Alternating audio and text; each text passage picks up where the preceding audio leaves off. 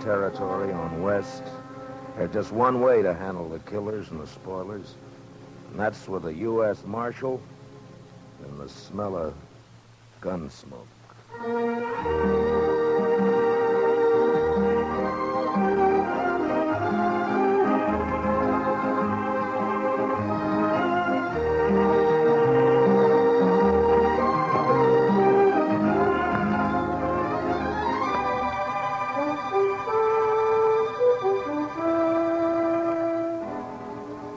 Gunsmoke, the story of the violence that moved west with young America.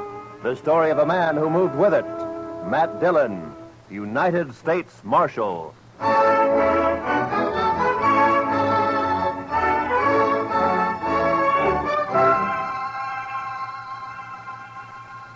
Wanted for murder. Wanted for murder. Clay Richards. Clay Richards. Age 31. Fine. Height 6 feet. Eyes brown. Hair red. Eyes brown, hair red. Hey, how'd you like me to print his picture on these notices? I got a woodcut. Well, let me show you. Ernie! Yep? Fetch your Marshal a copy of that front page. Interviewing Clay's wife yesterday, I noticed a tintype on the mantel, their wedding photograph. So, first thing you know, I snitched it. It's very thoughtful. Yeah, I'll take it, Ernie. Here. And then I propped it up in front of me and carved me this woodcut. Ain't she prime? Ain't she just elegant? Real elegant. Good likeness, don't you think?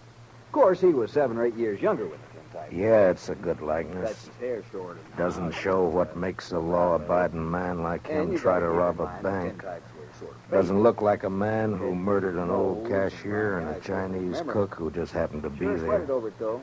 But it's a good likeness. Yes, sir, it is. A picture like this sure dresses up the front page, don't it? Yeah, it's a little masterpiece, Mr. Hightower, a notable contribution to the culture of Dodge City. Well, thank you, Marshal.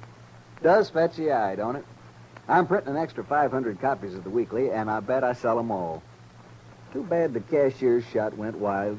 If he'd managed to kill Clay or even wing him, why, I bet I could sell 1,000 extra copies. We must be thankful for the blessings we do receive, Mr. Hightower. Oh, I am, Marshal, I am. Why, just before it happened yesterday afternoon, I didn't know what I was going to fill my columns with, and then, like manna from heaven, 2 murders and a bank robbery. Attempted bank robbery, Mr. Hightower. He turned and ran before he got his hands on so much as $1. Yes. Still, as you say, like man.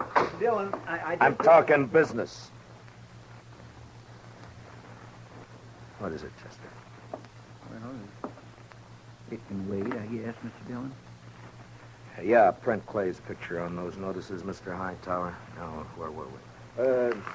Eyes brown, hair red. Oh, yes. Also known as Red, Bricktop, and Sorrel. He didn't answer to no other nicknames, did he? No, that's what they called him.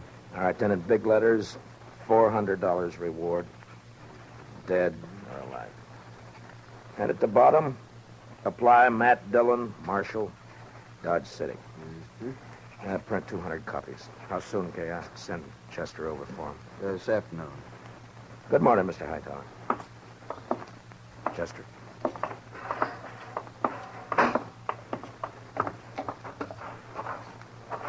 Think those posters will do any good? Richards is probably over the line into Oklahoma or Colorado by now. That strawberry roan of his is the fastest in the county. He has no money. He panicked and ran out of the bank before he got a penny. I think he'll try to get help from his wife or brother or a friend the first chance he has, maybe tonight. I say he's around here somewhere. I'm sorry I turned on you like that, Chester. Why, that's all right, Mr. Dillon. Out all night with a posse, no sleep, man's bound to get touchy. No, it's not that. It's the way... It's the way people use a thing like this. The men riding posse last night, they enjoyed it as though they were hunting fox or possum. Hightower back there, he acts like it was a birthday treat, specially gotten up for him. Everybody finds a way to use it. What was it you wanted to tell me? Oh, I got a kid, a little boy, locked up in the cell. He run away from home back in Cottonwood. Ed Slade turned him over to me when he come through on the stagecoach just now. Kid about 12 years old. Whose is he? Widow woman, Miss Bonnie. She runs a boarding house in Cottonwood. Ed says kid's always running away a little wild, I guess. He flagged Ed for a ride on the road halfway between there and here. As soon as Ed seen him stand there with his bundle on his shoulder, he knowed what he was up to. So he told the kid he'd help him and then turn him over to us when he got here. All right, we'll send a telegram to the mother to come fetch him. Well, come on in, Chester, and shut the door. Mr. Dillon? You're letting in every horse fly in Kansas. Mr. Dillon, I think you better cancel the order for them notices. What? The Dutchman's coming up the street, and he's leading a strawberry roan, and Clay Richards is draped across his back. Like a sack of wheat across the saddle. Last time I saw him, 2 days ago, he was standing at the bar laughing his head off. A sack of wheat across the saddle. And followed by half the saloon bums and loafers in town. All right, Chester, make him keep back. All right, now stand back, you fellas. Come on now, back. Stand back. Ziegler? How'd it happen, Ziegler? My goat, my old billy goat, he pushes open the fence last night and runs away. Forget your goat. What about Clay? Yeah, I tell you. This morning I go to look for a goat. I walk here, there.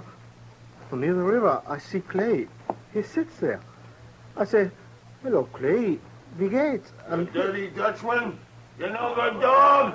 Clay was your best friend. He helped you buy your farm, so you killed him for him. All right, all of you. Keep back, everybody. Clay? Me? No, my brother, he was like... We was in the war together. But listen. You killed him for the war. Not so! I kill nobody. Not since Gettysburg.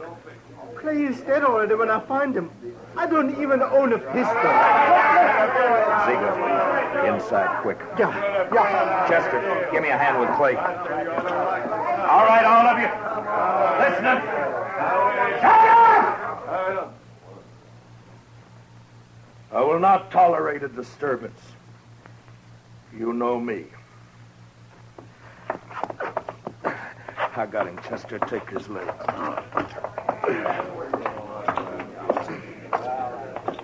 All right, kick the door shut.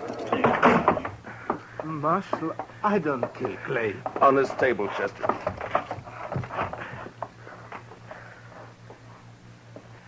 What'd you do with Clay's gun? His holster's empty. Gun? Clay's? I ain't got it. I don't even own one. Chester, see if it slipped out. His holster was empty coming up the street. First thing I noticed. Maybe it's over on the... Another customer? Why, that's 3 in less than a day. Oh, bountiful harvest.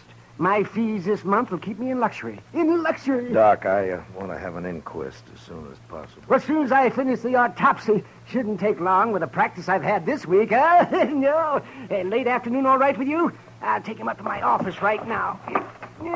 No, thank you, Chester. I can carry him all by myself here. You just open the door there like a good fella and... Yeah, Marshal, tell the city fathers I'd like to make a deal when the corpses are as famous as this one. Back in 53 in San Francisco, a fellow I knew earned a fortune exhibiting the head of Joaquin Murrieta. Tell them if they'll let me keep the remains, I'll do the autopsies for nothing. Shut the door, Chester. Ziegler, where is it you met Clay on the river? By the fort. This side by the fort. Ride out there, Chester, and see if you can find Clay's gun. Maybe he dropped it when he was shot. I did not shoot Clay. Sure. I did not. I had no reason to. I did not. Now, you listen to me. Maybe you think Dodge has got so big I don't know about everything that goes on here. Well, if you do, you're wrong. If you think I don't know about the bank having an overdue mortgage on your farm, you're wrong. $400 is reason enough for a struggling farmer like you. No. Could not do such a thing. I am a human being. To a peace officer, Ziegler, that's enough grounds for suspicion. But whether you did it or not will be decided at your trial. In the meantime, you just stop yammering about it. Trial? Me? Even when I shoot somebody, I stand trial. If they find it's justifiable homicide, and they probably will, Clay being a wanted man, then they'll let you off. And if not... Please, I am permitted to go now. Go. Are you crazy? I found this stock. I must look after it. You sit right down. You want to be lynched? You're trying to get yourself murdered? Have you forgotten about Clay's brother, Adam? Adam would not believe I shot him. What difference does it make whether he believes it or not? His brother's been killed. Everybody's looking to him to do something about it, and he knows it. You want me to guess where he is right this minute? He's in one of them saloons lapping up courage to come in here and ask me to give you to him for a present. You want to know who's with him? Every loafer, every bum, every slob in town. Slapping him on the back and telling him what a shame it is. Egging him on to kill you so that they can have some excitement and some fun. Well, maybe you deserve killing, but it's my job to uphold the law, and I'm not letting you out of here. But I tell You might spend your time trying to think up a better story. That is, if you intend to stay in this town.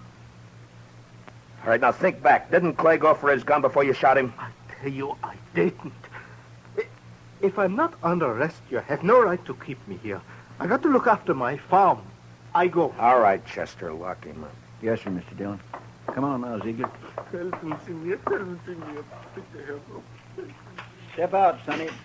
This cage is bespoke. Who's in there, Chester? That little old runaway from Cottonwood? Oh. Yeah, come over here, son. Come over here to me. I know who you are. You do you? You bet. You're Matt Dillon. I'm guilty. I knowed you right off. You just pointed out to me one day back home. Filler says you was the fastest gun thrower in Kansas.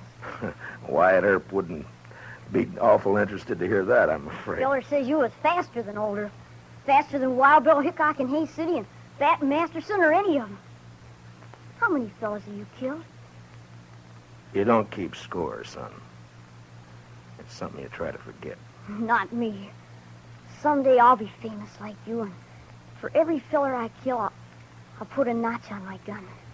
People will see those notches, and they'll know they better not try. Why'd you run away from home, bub? Don't you know your mother's likely to worry about you? Oh, she won't worry. She's too busy working. You ain't gonna make me go back, are you? You wouldn't do that, would you? Well... Because it wouldn't stop me for long. I'd only run away again. Oh, where are you off to in such a sweat? Oh, Texas, California, Mexico. Fella can accomplish things there, not like living in old Cottonwood. If you let me go, someday when I'm famous, you can tell people you helped get me started. Well, that's a pretty strong inducement. I'll have to think about it for a while. And, look, while I'm making up my mind, I want you to give me your word. The word of a man who'll be famous someday that he won't try to run away from me. Otherwise, I'll have to have Chester lock you up again. Oh, I'll shake on that. Good. Chester, I want you to go look for Clay's gun. Yes, sir, Mr. Dillon. And on the way, stop off and send that telegram. You know? Hmm? Oh, that telegram. Yes, sir, Mr. Dillon. Where's Ziegler? It's all right, Chester. Go ahead. Yes, sir, Mr. Dillon. Where's that murdering dog? Oh, there you are, you... Not a single step further, Adam. I want him, Dillon. He murdered Clay, shot him down without giving him a chance. How do you know? Because Clay wouldn't have let anyone catch him off guard except a friend. A friend. And now, Dillon, give me that Dutchman. Try to take him. Just like that? It's like that. And it's true what the fellas say. You made a deal with the Dutchman to give him the reward and to protect him if he'd kill Clay for you. That was the deal, was it? Yeah. The fellas say why I'd make such a deal?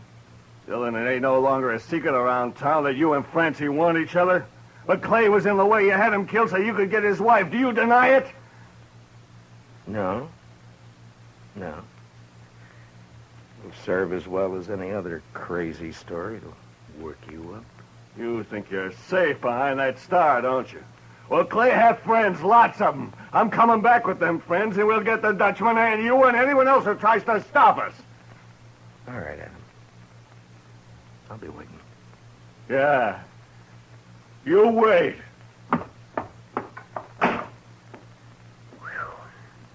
I almost seen something pretty just then, didn't I, Mr. Dillon? Yeah, almost. About another pint of whiskey ought to do it.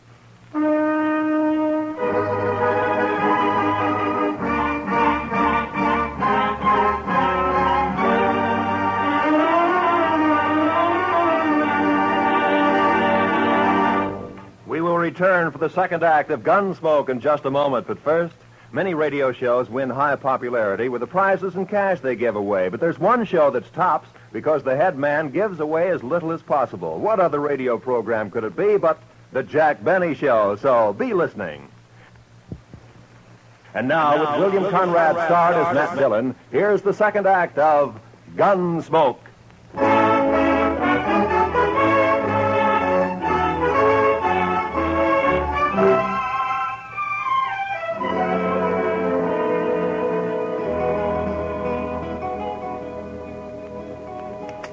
Son? You say something, Mr. Dillon? Yeah, open that drawer in front of you there. You'll find a small bottle of oil in there. No, one to the right there. Yeah, that's it. Now, bring a little brush, too, huh? Here it is. Thanks, bub. It's a right nice gun you have. Yeah, it's not bad, but a little stiff. Just a little stiff. Don't it have a trigger? I never seen no gun without a trigger before. Oh, you remove the trigger or tie it back against the guard. And all you have to do is thumb a hammer. Yeah, like that. It's faster. Yeah, that's better now. Remove the trigger. I remember that. What in the world for? Well, I remember everything you told me. About the Texas holster and the spring holster and the double roll and filing off the sight. It's just me, Mr. Dillon. Oh, any luck, Chester? No, sir, not any. I went to the store first and asked Mr. Denton what kind of ammunition Clay Richards used to buy, and he told me Clay had a double-action .44. I scoured that riverbank a half-mile each way from the ford, and not a sign of it. I got that telegram off. You know who ought to be here pretty soon. It's only 7-8 miles from... Is that a fire in town? Funeral services for Mr. Grinnell, the cashier. So soon? It's awful hot weather. Yeah. Any of your guns need oiling, Chester? I don't think so. You sure? When Adam left, he said he'd be coming back with some friends. I know. I stopped at the Oliver Gantry just now to rinse out my mouth. Adam was there talking mighty ugly and mighty big. He's got a sizable following. When do you think? Any minute now, Mr. Dillon. Want me to take Bob out of here to one of the hotels, maybe? I want to see No, it. I think you'll be safer here, Chester, behind stone walls and dodging about the streets rubbernecking. You keep your head down, Sonny. You hear? There's a... Matt, I gotta talk to you. She ought to be in mourning. If she cared for Clay at all anymore, she ought to be in black. Matt, Oh, Lord, I find her more beautiful all the time. Matt, have you heard what they're saying? What are they saying, Francie? That you and me, that you made Pete Ziegler kill him because of... I'm sorry that got back to you, Francie. It's all over Dodge. Adam almost strangled me before they dragged him off. Francie, I didn't shoot Clay. Francie, I beg you believe me. Shut up, Ziegler. Woman, Shut up or I'll club you to death! Francie, it's just one of those crazy stories. They needed one and they made one up. But, Matt, everyone believes it. On my way down here, people were pointing, whispering. Old women clucking their tongues at me. They believe it. They'll forget it as soon as this is over. They'll remember that even if we once did go with each other, it was finished and done with even before the war ended, before you even met Clay. No, they won't forget it. For the rest of my life, as long as I stay here. Hold it a minute, Francie. Yeah, Doc, what is it? Oh, am I interrupted? What is it, Doc? Autopsy's finished. I examined his liver and lights. This is Mrs. Richards, Doc. Oh, I beg your pardon, ma'am. I'm sure I meant no disrespect for the departed. Well, Clay was shot all right, but from the nature of the wound and the coagulation of the blood, I'd say it happened sometime yesterday. I'd say the cashier's bullet didn't go wild after all. how could a dead man gallop away? But the wound wasn't what killed Clay. The ball hit the rib case and bounced off. 22 caliber it was. What did kill him was the stab in the back, right through the spine, inflicted sometime this morning. Now, near as I can judge, by a small blade, 2 or 3 inches long. It could have been a Barlow knife. Thanks, Doc. Please accept my condolences, Mr. Richard. You call the inquest anytime you're ready, Marshal. Chester, close the door. You see, I didn't do it. I didn't shoot him. All right, I told then you that stabbed him, maybe. You said you never carried a gun. Look, Francie, go home and give matters a chance to simmer Matt, down. I'm going to ask you for something.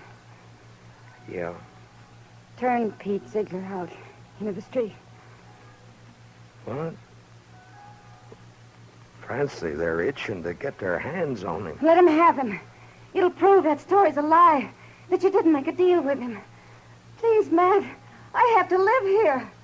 Sammy, I have to live here. Matt? Matt. Don't look at me like that. Go home, Francie. Go home or leave town or hang yourself or anything you like. Just go away. Away! Right now.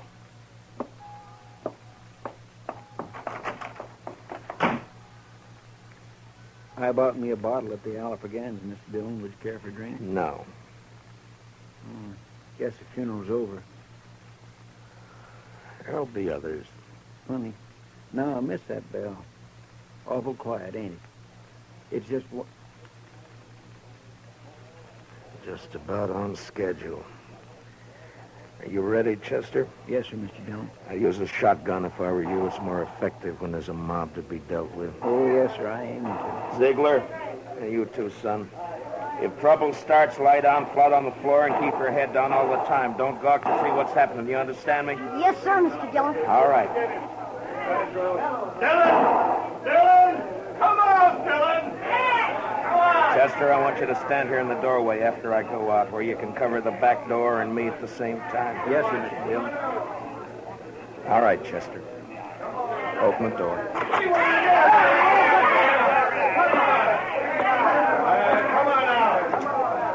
It's my duty to warn all of you that you're in the breach of the peace. I've sworn to uphold the law. I've killed men in order to do it, and I'm prepared to do so again. Give us a Dutchman, Dillon. Men! I ask you to be sensible and to leave quietly. But if you refuse to listen to reason, if you insist upon being fools, if you've already decided to act like wolves instead of humans, then there's nothing I can say to make you change your minds. A Dutchman. All right, you want Peter Ziegler? Well, he's not more than 20 feet behind me, so come on and get him, any of you. One at a time or all at once. Come on. Which one of you wants to die first? You? You? You, Adam?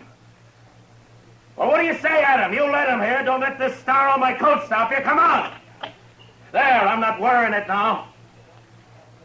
Well, come on, draw, Adam, draw!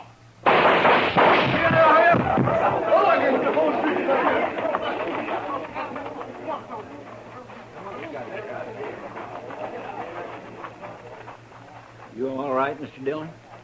Yeah. Get his gun. Man alive, I couldn't even see your hand move. Marshal? Oh, don't tell me. Don't tell Doc, me. you make one single funny remark and I'll knock you down. You just take him to your office and get to work. Well, I never do mean to offend, Marshal. In my line of work, well, bodies, they're just so much lumber. Make all the jokes about him you please, but not to me and not in my hearing. In my line of work, there's nothing humorous about death. Give him a hand, Chester. No, I can handle it, Marshal. Thank you. Thank you. Just the same. Can you direct me to the marshal's office? Yes, ma'am, right here. I'm Marshal Dillon. Well, I left Cottonwood as soon as I got your telegram. I'm Miss Bonnie. Where's my boy? Oh, we have him, ma'am, safe and sound. Here, let me help you down. Hitch that horse, Chester. Right this way, ma'am. Oh, I'm so sorry he put you to all that trouble, Marshal. The truth of the matter is he's a wild one and no mistake. Takes after his father, one scrape after another. He was no trouble at all. I enjoy children. I like to have them around. Bob? Bob, your ma's here. Son? Chester, where's the boy? Did you let him slip past you? No, sir, Mr. Dillon. He never got past me. Look, the back door's open. He seen me and he hightailed it, the devil. We'll round him up for you, ma'am. Don't worry. Oh, I don't know why I bother hauling him back. If he's run away once, he's run away 1,000 times. This time he ran because I wouldn't buy him a gun. He wanted a real one. That boy's just gun crazy, I swear. I got him a nice Barlow knife instead. Barlow I knife? reckon it didn't signify, and off he runs. Barlow knife? The kid. Chester, find that kid. Marshal, has he done something bad with it? I told him to use it careful. He promised he'd use it carefully. No, never mind, Chester. He's got Clay's strawberry roan. We'd never catch up to him. Oh, I try to bring him up right. I tell him to be good, but he don't listen. He just don't listen. Now, calm yourself, ma'am. Just calm yourself. Here's his little bundle, Mr. Dillon. What? Yeah, give it to me. It's pretty heavy. Here, you're better at knots than I am. Open it, will you? The moment he was born, he's been nothing but tribulation to me. Now, please, ma'am. What's he got in it, Chester? Shirt, stockings, piece of sausage, and this. 44 double action. Yes, sir, Mr. Dillon. That's Clay's gun. Sonny didn't manage to keep it long, did he? Well, if he wants a gun that bad, he's bound to get hold of another one somewhere, somehow. Chester, call Mr. Hightower over. Hey! Hey, Mr. Hightower! Oh. Come on over. Mr. Dillon wants you. Marshal, could I have please a drink of water? What? Oh, Ziegler, I forgot all about you. Chester, where are the keys? Yeah, right there on the desk. Oh.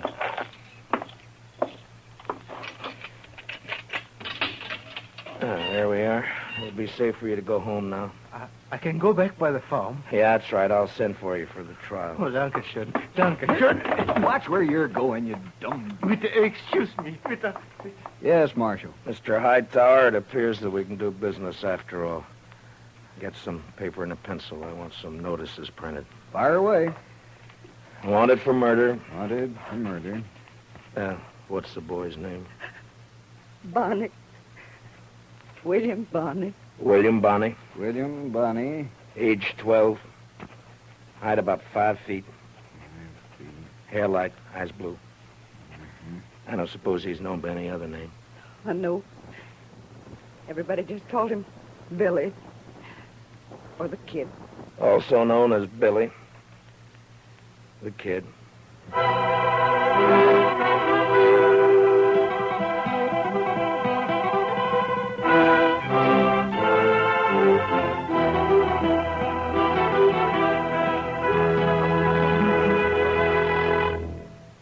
Gunsmoke, under the direction of Norman MacDonald, stars William Conrad as Matt Dillon, U.S. Marshal. Tonight's story was specially written for Gunsmoke by Walter Newman, with music composed and conducted by Rex Corey.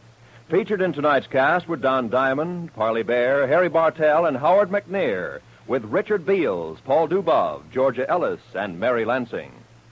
Join us again next week as Matt Dillon, U.S. Marshal, fights to bring law and order out of the wild violence of the West in Gunsmoke.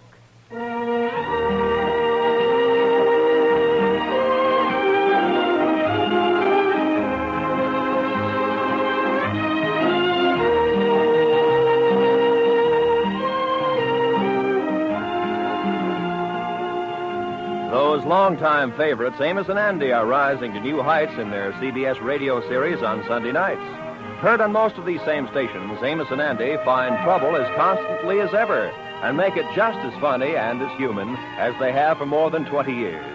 Be sure to hear Amos and Andy this Sunday, won't you? Right after the Jack Benny Show. This is Roy Rowan speaking. And remember, there's fast, funny quizzing on The Bob Hawk Show every Monday evening. This is the CBS Radio Network.